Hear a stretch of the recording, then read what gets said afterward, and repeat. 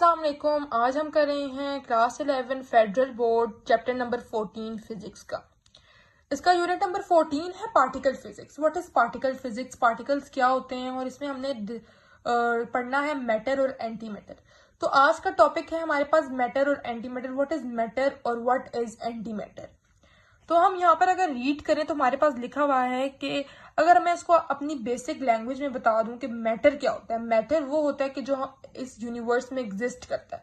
जैसे कि मैंने लिख लिया है जी यहाँ पर मैटर और एंटी मैटर के बारे में। मैटर क्या होता है? That exist in the universe. ठीक है जी। मैटर ऐसी चीजें होती हैं जो कि एग्जिस्ट करती हैं यूनिवर्स में। ठीक हो गया। मतलब जैसे कि अर्थ, प्लैनेट, स्टार्स, एंटी मैटर, और हमारे पास आ जाती हैं जी चेयर, टेबल। ये सब क्या होता है? मैटर होता है। ये एग्जिस्ट कर रही है ना हमारे पास मैटर। फिर आता है हमारे पास एंटी मैटर। एंटी मैटर अभी तक फाउंड नहीं हुआ है यूनिवर्स में। कहते हैं अगर मैटर और एंटी मैटर को मिलाया जाए, क्लोज किया जाए, तो पूरी जो अर्थ है, यूनिवर्स है, वो डिस्ट्रॉय हो जाएगी। इस वजह से अल्लाह ताला ने एंटी मैटर और मैटर भी दोनों पैदा किए। लेकिन एंटी मैटर अगर मैटर 100 है ना तो एंटी मैटर 1 है, और अगर मैटर 1000 है तो एंटी मैटर 100 है। तो अल्लाह ताला ने इक्वल नहीं बनाया। ये अल्लाह ताला की कुदरत है कि अल्लाह ताला ने अगर मैटर बनाया है तो हर चीज का एंटी मैटर बनाया। हम ये इक्वेशन दे सकते हैं E plus minus √m square C4 plus P square C square है। E is the energy, M is the mass, and P is the momentum, and C is the speed of light. अगर हम हमारे पास देखें, हमारे पास यहाँ book में भी यही जो है इक्वेशन लिखी हुई है, लेकिन इसके बारे में इतनी डेरिवेशन हमारे पास मौजूद ही नहीं है। सिंपल से यहाँ पर हमारे पास लिखी हुई है। इसके बाद हमारे पास इलेक्ट्रॉन, पॉजिट्रॉन, एनर्जी के बारे में बताया गया। यहाँ पर हमारे पास अगर हम इस कोन को डिस्क्राइब करें तो ये पॉजिटिव है, ये नेगेटिव है, और इसके दरमियान में 2mc स्क्वायर है, जिसकी वजह से हमारे पास E is equal to 2mc square हमारे पास डेरिवेशन बनी। इसके बाद अगर हम देखें हमारा जो नेक्स्ट टॉपिक है, हमारे पास है asymmetric matter and anti matter. ये क्या होता है? सिंपली एसिमेट्रिक और मैटर और एंटी मैटर के अगर दरमियान कोई हो तो एसिमेट्री मैटर, अगर हमारे पास हमारी बुक में सिमेट्री मैटर नहीं लिखा हुआ। सिमेट्री मैटर वो होता है जब एंटी मैटर और मैटर जो होते हैं वो इक्वल होते हैं। एंटी मैटर इक्वल होता है, उसकी जो प्रोडक्शन है वो इक्वल होगी, उसकी अमाउंट इक्वल होगी, सब कुछ इक्वल होता है। उसे एसिमेट्रिक नहीं, एसिमेट्रिक जो होता है वो ऑपोजिट होता है। सिमेट्री क्या होता है मैं आपको भी लिख के बता देती हूँ। सिमेट्री क्या है और एसिमेट्री क्या है। लिखा है सिमेट्री और एसिमेट्री। तो ये सिमेट्री है और ये हमारे पास एसिमेट्री है। आप लेक्चर पे फोकस करें, आपको जो मैं बोल रही हूँ वो आप सुने कि जो सिमेट्री होता है, इस तरह मैं आपको पढ़ा रही हूँ कि आप लोगों के कॉन्सेप्ट क्लियर हो जाए, रट्टा नहीं लगाएं। सिमेट्री ये होता है जो कि पार्टिकल और एंटी पार्टिकल की जो अमाउंट है, जो प्रोडक्शन है, वो इक्वल होती है। और अगर हम एसिमेट्री की बात करें तो एसिमेट्री जो होता है उसके अंदर एंटी मैटर कम होता है और मैटर ज्यादा होता है। जिस तरह यूनिवर्स में है, मैटर ज्यादा मिलेगा आपको और एंटी मैटर कम मिलेगा। अगर एंटी मैटर और अगर सिमेट्री अगर आज होता हमारी यूनिवर्स में तो यूनिवर्स बिल्कुल खाली होती, कुछ भी ना होता। क्योंकि जब भी हमने कहा एंटी मैटर और मैटर बनाते हैं तो एक बहुत ज्यादा एनर्जी को बनाते हैं, जो इसकी वजह से वो हमारी बुक का टॉपिक है asymmetry end of matter and anti matter. Asymmetry क्या होता है? एसिमेट्री हमारे पास अगर हम निकलें तो मैटर ज्यादा होगा और एंटी मैटर कम होगा। तो ये हमारी यूनिवर्स की एक सादी सी एग्जांपल है कि हम लोग हर तरफ मैटर देखते हैं, एंटी मैटर नहीं देखते। लेकिन अल्लाह ताला ने फिर भी मैटर बनाया है और उसका एंटी मैटर बनाया है।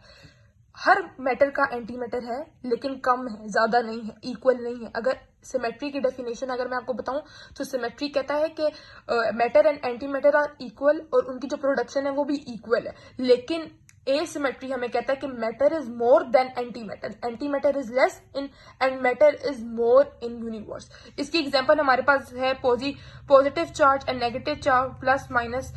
ये आप ये इसको डायग्राम में यूज कर सकते हैं। फिर इसके बाद हमारे पास यहाँ पर जो इंपॉर्टेंट चीज है वो है सी सिमेट्री। सी सिमेट्री एक एक्सपेरिमेंट है जो कि एक साइंटिस्ट ने किया था। क्या किया था उन्होंने कि एक पार्टिकल था जो कि सिर्फ पार्टिकल था, उसको उन्होंने एंटी मैटर में उसकी ट्रांसफॉर्मेशन कर दी थी। और उसके बाद उनको उस ट्रांसफॉर्मेशन के बाद उस पार्टिकल को मिरर के सामने रखा था और ऑब्जर्व किया था कि सी सिमेट्री में एंटी पार्टिकल की एंटी पार्टिकल में जब ट्रांसफॉर्मेशन होती है तो सेम वर्क करता है एज एंटी पार्टिकल। समझ आ गई? इसमें लिखा हुआ है कि symmetry particle and anti particle are charge conjugate of each other positive and negative. Hence, whenever in any reaction a pair of particle and antiparticle is made, law of conservation of charge, the conjugation which is known as C symmetry. Also, the particle and antiparticle are like mirrors to each other as the inversion of nuclear. ये बात mirror वाली बात, इसमें mirror वाली बात क्या चीज है? यही बात है, जब एक एक्सपेरिमेंट था, जब आप पार्टिकल को एंटी पार्टिकल में तब्दील किया तो एक मिरर के पास रखा और इन्होंने ऑब्जर्व किया सी सिमेट्री में कि दोनों सी सिमेट्री में ऑब्जर्व किया कि पार्टिकल और एंटी पार्टिकल दोनों सेम बिहेव कर रहे हैं. लेकिन अगर हम देखें हमारे पास सीपी वियोलेशन आ जाती है. सीपी वियोलेशन में हम अगर इसकी हम डेफिनेशन पढ़ें, CP violation is the phenomena when where the same decay process has a different probability for the particle when for an anti particle.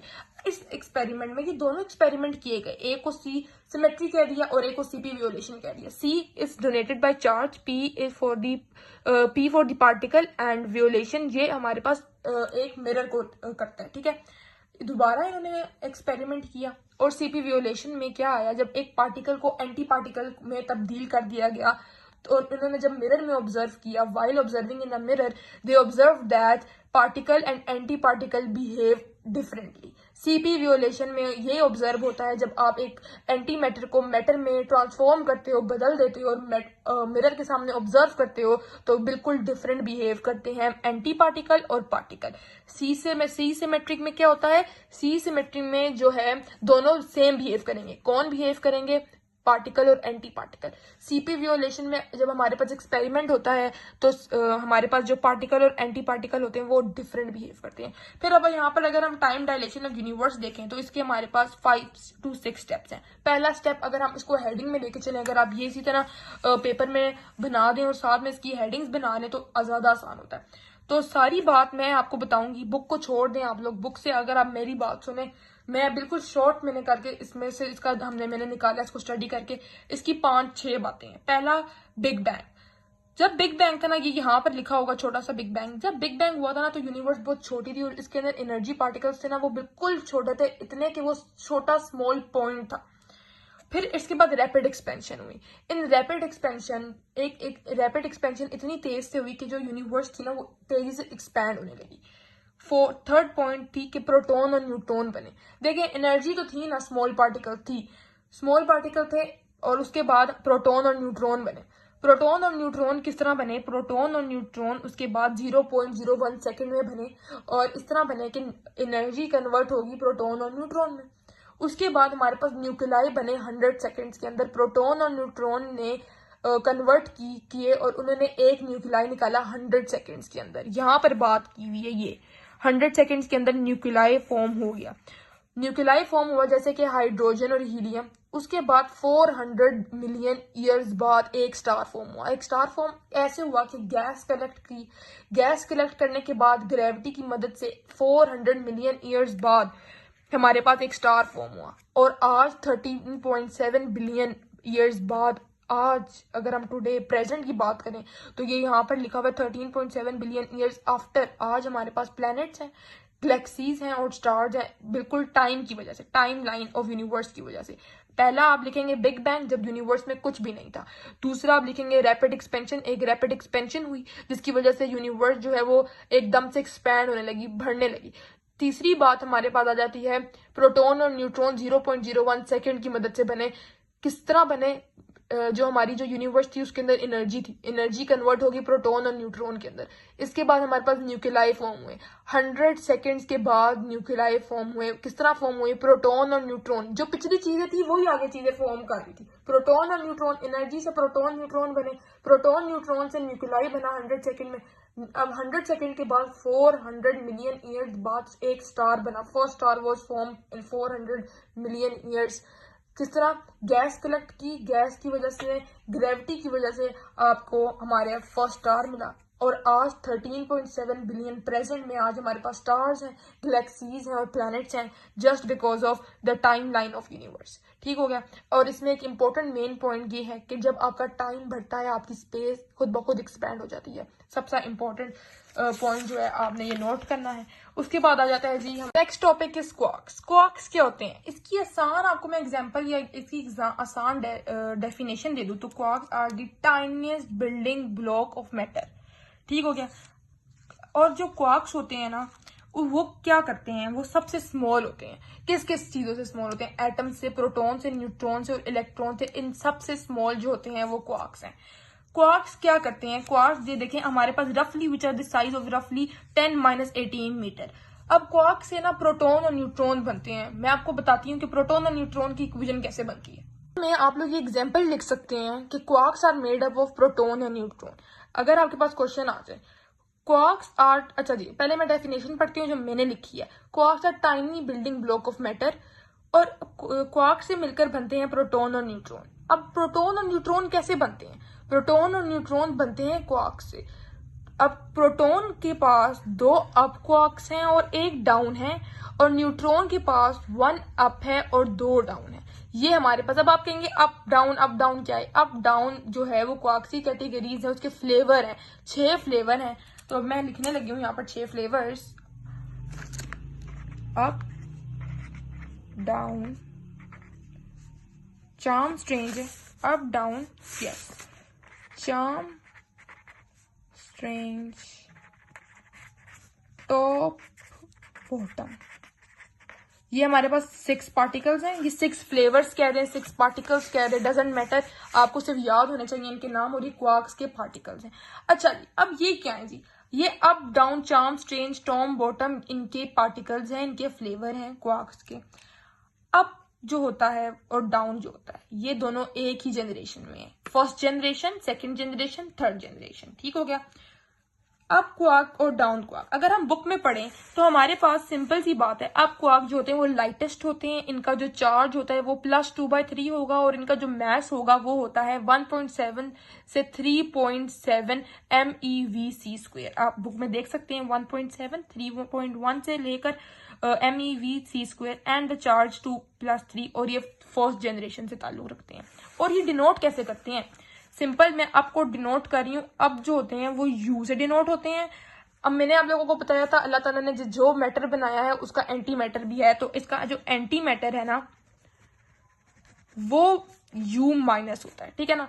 Anti matter में मैंने आपको चीज नहीं बताई, एंटी मैटर सब सेम होता है लेकिन इसका चार्ज डिफरेंट होता है। अगर आपका चार्ज प्लस है तो एंटी मैटर का चार्ज माइनस होगा, अगर डाउन का चार्ज प्लस है तो आपका एंटी डाउन क्वार्क का चार्ज माइनस होगा। अब हम डाउन की बात करते हैं, ये भी फर्स्ट जनरेशन से ताल्लुक रखते हैं और बुक में सब लिखा हुआ है दे आर हैवी। अच्छा जो डाउन होते हैं ना वो जो थोड़ा हैवी है अप से, down quark is heavier than the up quark. इसका जो चार्ज है वो -1/3 और मास जो है वो 4.1 to 5.7 MeV/c² है। और इसके बाद अगर हम बात करें तो ये डिनोट किससे होता है, ये देख रहे हैं बिल्कुल सेम बात बताई है मैंने आपको, 4.1 से 5.7 MeV² and there charge in 1/3। अच्छा अब इसकी जो बात करें, इसका जो ये भी फर्स्ट जनरेशन है हमारे पास, लेकिन ये किस तरह है, अप जो है ये हमारे पास लाइटेस्ट है, डाउन जो है वो हमारे पास लाइटर है बट अप से कम है। ठीक है ना, हैवी है लेकिन अप से थोड़ा सा लाइटर है। अब यहाँ पर देखें दीज आर हैवी, ये हैवी है लेकिन अप से कम हैवी है। डाउन भी डी से डिनोट होगा, ये फर्स्ट जनरेशन से ताल्लुक रखते हैं। और एंटी मैटर या एंटी डाउन क्वार्क जो होता है वो किससे होता है, मिलकर बनता है ये डी और ऊपर हमारे पास सिर्फ माइनस का हम लगा देंगे साइन। ठीक हो गया। अब हमारे पास आ जाता है जी चार्म क्वार्क। हमारे पास चार्म क्वार्क क्या होता है, charm quark is considered in second generation और चार्म क्वार्क जो होता है ये सी से डिनोट होगा और एंटी चार्म क्वार्क सी और ऊपर डिनोटेड बाय साइन, ये वाला जो हमने ऊपर साइन लगाया इसे हमारे पास चार्म आ जाएगा। अब मैं इधर आपको लिख के दिखाती हूँ, चार्म जो होता है वो सी से होता है एंड एंटी चार्म क्वार्क जो होता है वो होता है सी और ये हमने ऊपर डिनोट कर दिया, मैंने बोल्ड करके डिनोट किया ताकि आप लोगों को पता चल जाए। और चार्म के बाद अब हमारे पास इसकी जो वो होता है मैस होता है वो होता है 1280 MeV/c² और इसका जो हमारे पास चार्म की जो हमारे पास चार्ज होता है वो होता है +2/3, it is denoted by c, anti quark is denoted by c. अगर आप देखें तो मैंने भी सेम आपको चीज बता दी है। अब हमारे पास स्ट्रेंज क्या होता है, स्ट्रेंज हमारे पास भी सेकेंड जनरेशन से ताल्लुक रखता है। स्ट्रेंज जो सिंपल स्ट्रेंज है वो एस से और एंटी स्ट्रेंज क्वार्क देखें तो हमारे पास वो एस के ऊपर हमारे पास साइन आ जाता है। ओके, नाउ अब स्ट्रेंज क्या है? स्ट्रेंज आर दी क्वार्क और इनका जो मैस होता है वो होता है 96 MeV² और इनका जो चार्ज होता है वो होता है -1/3। It is denoted bye S and S। ठीक है जी, इनका जो मैस होता है कितना होगा? 96 MeV²। आपका कितना मैस था अगर आपको याद हो तो साथ साथ याद करें। आपका कितना था? 1.7 से 3.7 तक। डाउन का कितना था? देखें, अगर हम यहाँ पर 1.7 से 3.1 से डाउन का हमारे पास देखें, डाउन का हमारे पास होता है 4.1 से 5.7। फिर हमारे पास चार्म आ जाता है। चार्म का होता है हमारे पास 1280। चार्म का कितना होगा? 1280। स्ट्रेंज का 96 MeV। अब हमारे पास जो आ जाता है ना, जो हैवीएस्ट है, जो इन सबसे आगे है, इन सबसे ज्यादा इनके पास पावर है, वो है हमारे पास टॉप। टॉप जो होता है वो भी टी से रिप्रेजेंट है और एंटी टॉप जो है वो टी माइनस से रिप्रेजेंट करते हैं। और जो टॉप है ना वो सबसे हैवीएस्ट है और इसकी जो हमारे पास मैथ आ जाता है वो होता है 1.73.1। इसकी जो मैथ है 1.73.1 GeV² है और सिंपली ये थर्ड जनरेशन से रखते हैं और दे हैव चार्ज टू, इनका जो चार्ज है +2/3 और denoted by T and anti quark is denoted by this. It is stable. ये स्टेबल है और इनकी जो लाइफ है ना वो थोड़ी होती है, लेकिन स्टेबल भी होते हैं और हैवी भी हैं और सबसे ज्यादा पावरफुल टॉप है। फिर बॉटम क्वार्क की बात की जाए तो इनका जो मैस होता है वो होता है 4.18 GeV² और ये थर्ड जनरेशन से ताल्लुक रखते हैं और इनका चार्ज -1/3 है। It is denoted by b और anti bottom quark is denoted by b. ये जो इनके चार्ज मैस है ये MCQ में पूछ सकते हैं, लेकिन आप इनका ऐसे ही इंट्रोडक्शन ले सकते हैं। फिर हमारे पास आ जाते हैं जी हेड्रॉन्स। हेड्रॉन्स ऐसे पार्टिकल्स हैं जो क्वार्क से मिलकर बनते हैं। अब देखें, क्वार्क से मिलकर बनेंगे तो जाहिर सी बात है क्वार्क जो होते हैं ये जितने भी हमने पढ़े हैं टाइटली बॉन्ड हैं, इनके पास ज्यादा पावर है। जो चीज क्वार्क से मिलकर बनी है वो स्ट्रॉन्ग न्यूक्लियर फोर्स डेवलप करती है और स्ट्रॉन्ग न्यूक्लियर फोर्स डेवलप कौन करवाता है? ग्लूऑन्स करवाता है। ये हम आगे जाके पढ़ेंगे ग्लूऑन्स के बारे में। ये जितने भी टाइप्स हैं जो अट्रैक्शन करवाती है पार्टिकल्स के दरमियान और वो उनके नेम पढ़ेंगे कौन कौन सी चीजें हैं। और फिर हमारे पास आ जाती हैं कि इनकी जो दो चीजें हैं, जो हेड्रॉन्स होते हैं ना वो कभी भी नेट कलर नहीं उठाते, वो न्यूट्रल होते हैं। उनके अंदर एक एबिलिटी होती है कि वो लोग नेट कलर चेंज नहीं करते, वो न्यूट्रल रहते हैं। And then hadrons are unstable. ये अनस्टेबल होते हैं particle and they can decay. Only hadrons which is stable even in the free, ये स्टेबल होते हैं। अब बैरियंस क्या होते हैं? बैरियंस ऐसे पार्टिकल्स होते हैं जो 3 क्वार्क से मिलकर बनते हैं। अगर हम पिछला रिवाइज करें, अभी हमने पढ़ा 3 क्वार्क्स प्रोटॉन और न्यूट्रॉन से मिलकर बनते हैं। और प्रोटॉन और न्यूट्रॉन, प्रोटॉन के पास जो होते हैं 2 अप 1 डाउन और न्यूट्रॉन के पास 2 अप होते हैं और 1 डाउन होता है। प्रोटॉन और न्यूट्रॉन की बात करें तो सिंपली अगर हम यहाँ पर देखें तो इसकी हाफ इंटीजर आ जाती है 1/2, 3/2। इसकी हाफ इंटीजर हमें आपने याद करनी है। और इसके पास अगर हमारी एग्जांपल देखी जाए तो प्रोटॉन और न्यूट्रॉन है, इसको फर्मियन भी कहते हैं और इसका जो बैरियन नंबर है वो 1 होता है और एंटी बैरियन नंबर -1 होता है। सिर्फ आपने चार्ज जो है वो नेगेटिव कर देना है। उसके बाद आ जाता है जी हमारे पास मीजोन्स। मीजोन्स हमारे पास एक ऐसा पार्टिकल है जो कि एक एंटी मैटर से बना है और एक मैटर से और एक एंटी मैटर से बना है, उसको कहते हैं मीजोन्स। अब मीजोन्स की जो हमारे पास एग्जांपल आ जाती है, ये हमारे पास मीजोन्स की एग्जांपल लिखी हुई है और हमारे पास इसकी स्पिन होती है -1 और 0 +1 और इनको मीजोन्स को हम वो भी कह सकते हैं, फर्मियंस भी कह सकते हैं। और इनका जो बैरियन नंबर होता है और या बोसोन नंबर होता है वो 0 होता है। और इनकी एक खास बात ये है कि they particles are made by the quarks and anti quarks called meson. They are lighter, ये लाइटर होते हैं। ये बैरियन से इनका जो वेट है, इनका जो स्टेमिना है, ये थोड़ा कम होता है। अगला टॉपिक है हमारे पास composition of proton and neutron. Proton and neutrons are made up of quark. हमें पता है, हमने पिछले चैप्टर में जब से हम ये चैप्टर पढ़े हम यही बात पढ़ें कि प्रोटॉन न्यूट्रॉन क्वार्क से मिलकर बने हैं। अब proton is made up of 2 quark. अच्छा, अब इसमें हम ना कलर के बारे में पढ़ने लगे हैं। अब कलर आप याद करें, रेड, ब्लू, ग्रीन। अब आपने जब रेड, ब्लू, ग्रीन याद कर लिया ना तो अब आपके पास जितने भी पार्टिकल्स है ना वो red, blue, green colour use करेंगे। अब देखें, इसमें हमारे पास बात की हुई है, अगर हम इसका फिनोमिना स्टडी करें, अगर हम इसको रट्टे की मारने की जरूरत ना लगाएं तो हम इसमें सिर्फ एक चीज देखें, the proton is made up of 2 up quarks. ठीक है, एक प्रोटोन होता है जो 2 अप क्वार्क से मिलकर बनता है और 1 डाउन क्वार्क से। अब देखें, अप क्वार्क हमें पता है अप क्वार्क का चार्ज होता है 2/3 और इसमें 2 अप क्वार्क्स है। अगर मैं आपको इधर लिख के बता दूं कि जो हमारे पास प्रोटॉन है वो 2 अप क्वार्क से मिलकर बनते हैं। अगर हमारे पास अप क्वार्क के चार्जेस 2/3 होगा, इनको ऐड करें 2/3 और डाउन क्वार्क का होता है -1/3, तो हमारे पास +1e चार्ज आएगा। तो हमारे पास अब इनका कलर हमने देखना है। अब देखें हमारे पास +1 आया। सिमिलरली अब इसमें बात करें कि एंटी प्रोटोन के पास एंटी क्वार्क है और इनका जो कलर क्या है, इनका कलर कंसिस्ट ऑफ, अब देखें इधर हमारे पास 2 अप और डाउन है, तो ये हमारे पास ब्लू अप होगा, ये हमारे पास रेड अप होगा और ये हमारे पास ग्रीन अप होगा। इसमें सिर्फ आपने कलर की बात बतानी है। सिंपली अगर हम यहाँ पर प्रोटोन है, यहाँ पर हम न्यूट्रॉन की बात करें तो हमारे पास 2 डाउन से और 1 अप से मिलकर बनता है। तो हमारे पास जो डाउन की जो पार्टिकल्स की जो हमारे पास आ जाती हैं वो है हमारे पास -1/3 एंड +2/3, तो हमारे पास ये 0 आएगा। आप बुक में चेक कर सकते हैं 0 आएगा। इसके बाद अगर हमने इनकी कलर की पार्टीशन करनी है तो हम वो कैसे करेंगे, देखें डाउन डाउन एंड यू, ये डाउन क्वार्क्स आ गए एंड ये अप क्वार्क्स आ गए।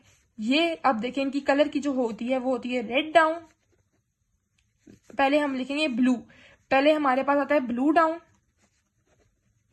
फिर हमारे पास आता है G red down and up down. Means ये बात कहने की कह रहे हैं कि हमारे पास जो एंटी न्यूट्रॉन होता है उसके पास भी एंटी प्रोटॉन होता है। ये सिंपली इस टॉपिक में यही बताने की कोशिश की गई है। अगर हम बात करें नेक्स्ट टॉपिक की, change in quarks and during beta decay, as we have studied in the topic 14.21 whenever. अब देखें ये बात क्या कह रहे हैं कि जब भी हम प्रोटॉन डिके और न्यूट्रॉन को, प्रोटॉन जो है डिके करके न्यूट्रॉन में जाता है या न्यूट्रॉन डिके करके प्रोटॉन में जाता है, इस प्रोसेस को बीटा डिके कहते हैं। बीटा पॉजिटिव डिके में क्या होता है, in this decay a proton is converted into the neutron.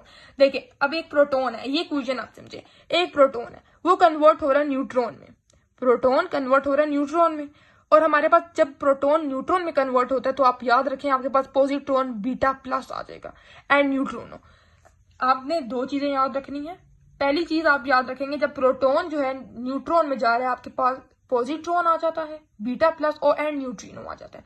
अब इस रिलेशन को देखें तो उन्होंने बोला one of the particle having 2 up quarks. क्यों, प्रोटॉन के पास कितने हैं, जब देखें प्रोटॉन न्यूट्रॉन में कन्वर्ट हो रहा है, जब आप प्रोटॉन के पास, हमारे पास, मैं आपको दोबारा इधर लिखे जाऊँ, जब प्रोटॉन जो है वो न्यूट्रॉन में कन्वर्ट हो रहा है, प्रोटॉन के पास 2 अप हैं और डाउन है। लेकिन अगर हमें पता है कि हम अपने याद के लिए रख रहे थे कि न्यूट्रॉन डाउन, 2 डाउन और 1 अप से बना है। सो सिंपली हम इधर आके लिखेंगे कि एक जो अप क्वार्क है वो डाउन क्वार्क में जो है वो ट्रांसफर कर दिया जाएगा। अब देखिए मैंने जो आपको बात बताई वो सेम इस बुक में लिखी हुई है। इन दी above relation only 2 particles are made up of quarks, the proton and the neutron। आपने वही बात लिखनी है, प्रोटॉन और neutron. Proton are made up of 2 up quarks and 1 down quark, and neutrons are made up of 1 up quark and 2 down quarks and this। अब जब आपने proton में न्यूट्रॉन में जाना है तो आपको देखें इन this reaction 1 of the up quark turns into the down quarks with the reduction of the weak boson। देखें आप प्रोटॉन की आप प्रोटॉन कर रहे हैं, प्रोटॉन से आप न्यूट्रॉन में जा रहे हैं। आपको पता है कि न्यूट्रॉन के अंदर 2 अप क्वार्क्स हैं, न्यूट्रॉन के अंदर 2 डाउन क्वार्क्स हैं और एक अप है। तो डाउन, ठीक है, आपकी याद दहानी के लिए। फिर प्रोटॉन के अंदर हमारे पास, प्रोटॉन के अंदर मैं आपको यहाँ पे भी लिख के देती हूँ, प्रोटॉन के पास हमारे पास क्या है, 2 अप है और डाउन। जब आप न्यूट्रॉन में जाएंगे तो एक अप जो है वो डाउन में कन्वर्ट होगा तो तभी न्यूट्रॉन होगा ना। तो सेम यहाँ पर बात लिखी हुई है, in this reaction 1 up quark turns into down quark with the production of weak boson. अब किसी वीक बोसोन की मदद होगी तो हम होंगे ना, इसी तरह तो नहीं हो सकता। मैंने आपको पहले भी पिछले टॉपिक में बताया कि ये जो हमारी जो पार्टिकल्स होते हैं इनके दरमियान फोर्सेज होती हैं, फोर्सेज अट्रैक्शन करवाती हैं और वो अट्रैक्शन ये बोसोन करवाता है, ग्लूऑन करवाता है, और भी हमने नेक्स्ट टॉपिक में पढ़ेंगे। अब ये W बोसोन है, W plus week boson produce होगा ताकि प्रोटॉन न्यूट्रॉन में कन्वर्ट हो जाए और इस तरह प्रोटॉन न्यूट्रॉन में कन्वर्ट हो जाएगा और ये हमारे पास बीटा पॉजिटिव डिके में आएगा और सारे साइन पॉजिटिव में लगेंगे।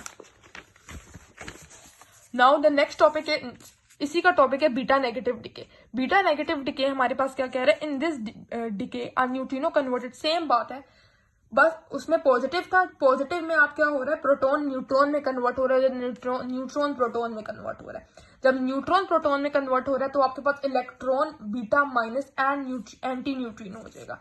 जब नेगेटिव में चले गए ना आप, ऑपोजिट चले गए, मैंने आपको बताया था कि एंटी मैटर और मैटर होता है, तो एंटी मैटर के जो साइन होते हैं वो माइनस में होते हैं और ये नेगेटिव जब बात आ जाए तो आप समझे एंटी मैटर है, इलेक्ट्रॉन माइनस आ जाएगा, उधर न्यूट्रॉन था, इधर एंटी न्यूट्रॉन हो जाएगा। ठीक हो गया जी। अब हमारे पास ये इक्वेशन देखें तो न्यूट्रॉन जो है वो किस में जा रहा है, न्यूट्रॉन जो है वो प्रोटॉन में जा रहा है। अब न्यूट्रॉन अगर मैं आप यहाँ पर लिख दूं, न्यूट्रॉन के पास 2 डाउन है एंड 1 अप है, और प्रोटॉन के पास अगर मैं इसकी इक्वेशन यहाँ लिख दूं कि इसके पास 2 अप और डाउन है, तो देखें एक डाउन को अप में कन्वर्ट करना पड़ेगा ताकि हम प्रोटॉन पे जाएं। अब इस सारे रिलेशन में हमारे पास बार बार एक ही बात की गई है कि proton and neutron, proton are made up of 2 up and 1 down and neutron are made up of 2 down and 1 up quark. अगर हम यहां से देखें, this reaction one of the down quark turns into the up quark with the production of weak boson. मैंने आपको भी यहाँ पर बताया कि 2 डाउन है हमारे पास न्यूट्रॉन के पास और 1 अप है, तो एक डाउन को अप में कन्वर्ट होने के लिए प्रोटॉन बनाना पड़ेगा। तो और किस तरह बनेगा, उसके दरमियान कौन सी फोर्स होगी, वो होगी वीक बोसॉन फोर्स। और वीक बोसॉन फोर्स उसमें भी वीक, पॉजिटिव में भी वीक बोसॉन है और नेगेटिव में भी। पॉजिटिव में सिर्फ इतना फर्क है, डब्ल्यू के ऊपर आपने पॉजिटिव साइन लगाना है क्योंकि वो पॉजिटिव है, और यहाँ पर आपने नेगेटिव लगाना है क्योंकि आप यहाँ पर एंटी की बात करें और एंटी है वो नेगेटिव साइन। और अगर अब हम दोबारा बात करें, which is very short-lived and soon decay and into an electron and antineutron due to the weak interaction beta negative decay where down quarks turn into the up quarks। मैंने बहुत आसान तरीके से इस टॉपिक्स को समझाने की कोशिश की, जितने भी मैंने 5 टॉपिक्स एक इसी वीडियो में कवर किए हैं ताकि आप लोगों को आसानी हो। क्योंकि अगर आप कॉन्सेप्ट भी ले लें और एक एक लाइन को आप ना भी इतना रिवाइज करें, एक कॉन्सेप्ट ले लें, तो आप, मुझे लगता है कि ये सारा टॉपिक या सारा चैप्टर एक कॉन्सेप्ट बेस है, इसमें कोई डेरिवेशंस नहीं है। और मैं आपको प्रोड्यूस करूंगी इस पूरे चैप्टर्स की जितने भी हमारी बुक है उसकी आसान डेरिवेशंस, ताकि आप डेरिवेशंस की मदद से अपना पेपर सॉल्व करें। तो मैं अगले जो वीडियो में मैं लेप्टॉन्स के बारे में हम डिस्कस करेंगे और लेप्टॉन जितने भी टॉपिक्स रह गए, तब तक के लिए follow for more. Thank you so much.